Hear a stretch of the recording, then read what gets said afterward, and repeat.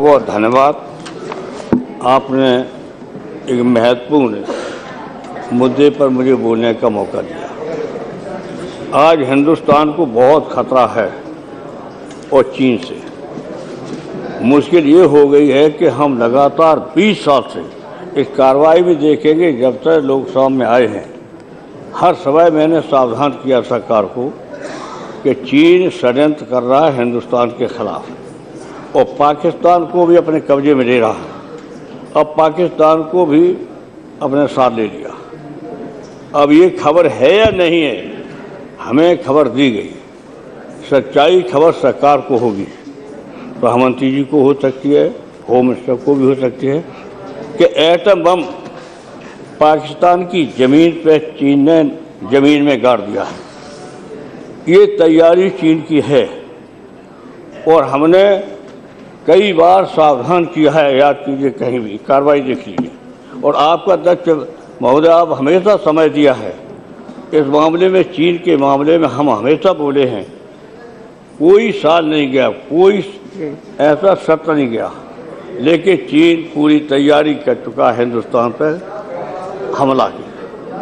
और उधर आप देखेंगे जो निकट के और छोटे छोटे सूबे हैं, नेपाल में भी उसकी दृष्टि लगी हुई है, नेपाल में भी। और जो उधर आपका जो है आगे बता देंगे। तो अध्यक्ष महोदय, अब शुरू हो गया है खतरा।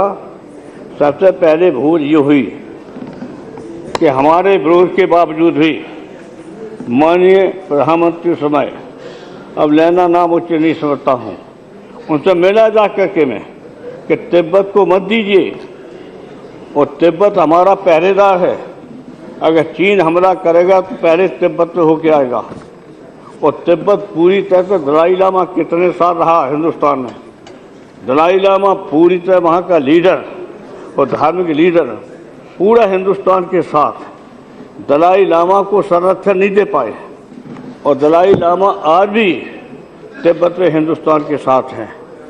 लेकिन तिब्बत को आपने दे दिया। हमारी सरकार में उस समय के जो नाम नहीं लेना चाहते है नहीं सदन में और सत्य भी हैं, उन्होंने चीन को दे दिया तिब्बत। हमने सोमनाथ चटर्जी ने मिलकर कहा कि ये गलत है। अगर तिब्बत दे दिया तो रास्ता मिल जाएगा चीन को सीधा हिंदुस्तान से। अब हिंदुस्तान को कभी भी माफ नहीं कर सकता चीन।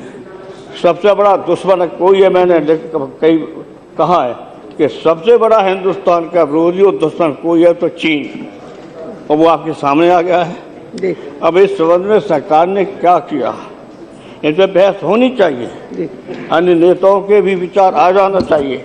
इसे हम कह रहा हूँ, पहली भूल तो करिए जी, जो तिब्बत दे दिया। दूसरी बात है, तिब्बत चीन को देने थे कि ऐसी भूल की गई है जो आज भारत को चीन की हरकतों को देखते हुए फिर से तिब्बत की आज़ादी का फल का समर्थन करना चाहिए। अभी समर्थन नहीं करें, समर्थन करना चाहिए हमको। तिब्बत में कब्जा कर लिया यहाँ और कर रहा है।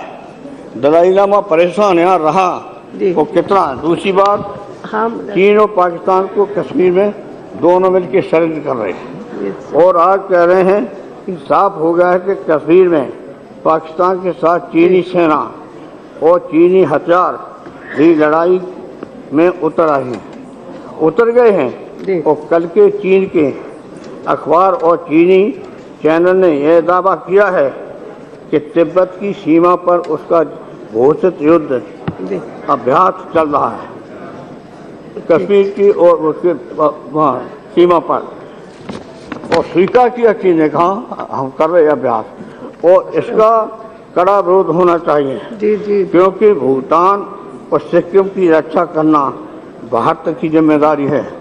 सुन लीजिए, आपसे कहना चाहते हैं, आप सुनिए, आपके हिंदुस्तान की जिम्मेदारी है कि आज जो हो रहा सिक्किम को और भूटान की रक्षा करना आपकी जिम्मेदारी है। आपकी सरकार भूटान पर, सिक्किम पर कब्जा कर रहा है चीन। इधर आकर के कश्मीर अपने हाथ में ले लिया पाकिस्तान को, और पाकिस्तान को लेके कश्मीर में कर रहा है। पूरी तैयारी हो चुकी है इस संबंध में अभी तक क्या हुआ हमें जवाब मिला नहीं। पहले अटल जी ने बुला जरूर लिया था, लटके था पर उन्होंने सुना था कंप्लीट और उन्होंने स्वीकार किया था जी। लेकिन ये सरकार सुनी नहीं रही। आप कार्रवाई देखिए अध्यक्ष महोदय, आपके सामने कितने बार हम बोल चुके हैं कि चीन हमारा दुश्मन है, पाकिस्तान नहीं है। पाकिस्तान मेरा नहीं कुछ बिगाड़ सकता है। अगर वो हमारा एक शहर गिरा देगा, पाकिस्तान कुछ नहीं कर सकता हमारे हिंदुस्तान का। समझौता गुस्सा आ रहा है, पाकिस्तान कह नहीं सकेगा हिंदुस्तान से। तो पाकिस्तान मरा रहे निशाना, पाकिस्तान को अपने पक्ष में लेने की कोशिश करना चाहिए था। दूसरी बात हम कहना चाहते हैं, इसी पे क्या इस पर डिस्कशन थोड़ी होना है। यस किरीट जी, क्या डॉकलैंड में जो हो रहा, 2-3 बातें कहना चाहते हैं। इससे ज्यादा देश के लिए इससे ज्यादा महत्वपूर्ण सवाल क्या हो सकता है जी? मैं ये पूछना चाहता, पूरा हिंदुस्तान की जनता चाहती है कि क्या कर रही सरकार।